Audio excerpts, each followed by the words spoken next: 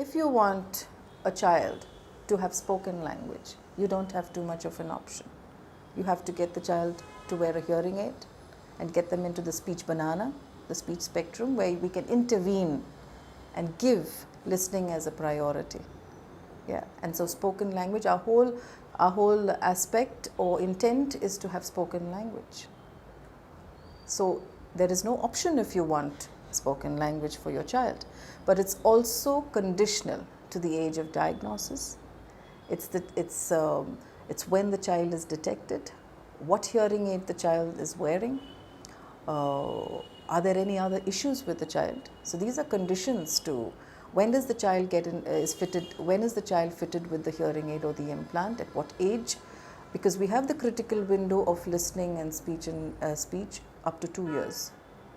So that's when the brain, you're actually training the brain to listen up. It's not the ear. It's the brain does that function of listening and speech.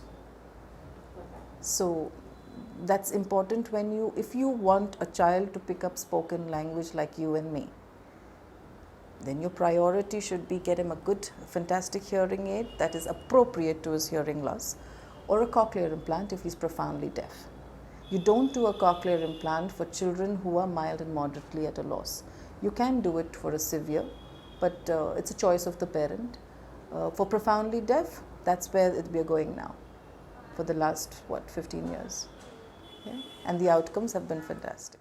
When a parent is hit with the news of a child having a hearing loss, it could be mild, moderate, severe, profound. The parent has to be guided well, either by the audiologist or the habilitation center, to get the right kind of hearing aids, appropriate hearing aids, to manage that loss. It's just like a pair of glasses, but it has a dual purpose, the hearing aid. It helps the child to listen up, and it also encourages speech, spoken language. So it doesn't function on its own. It needs early intervention also.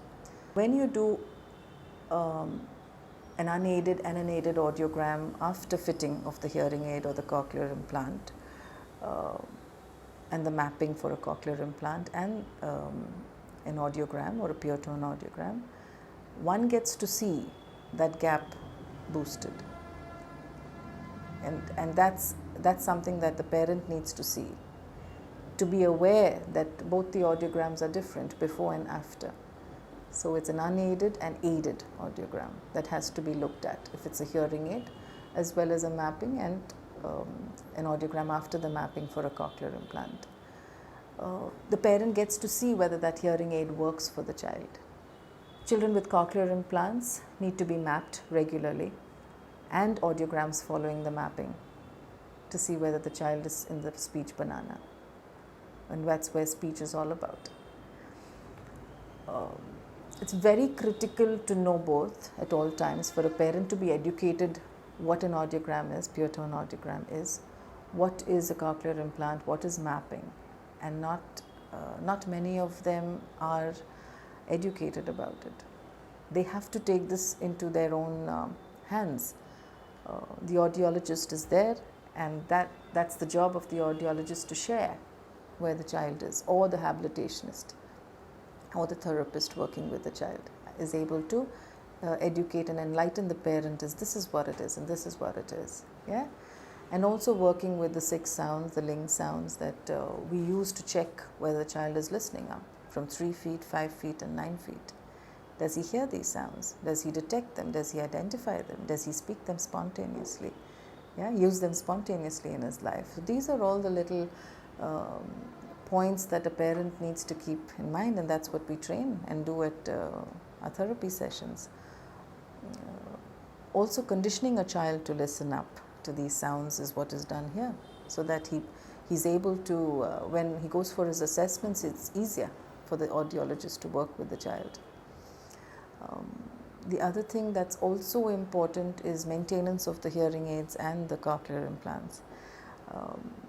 And when a parent does buy something, the parent has to be educated and aware of what it is all about and how does it function.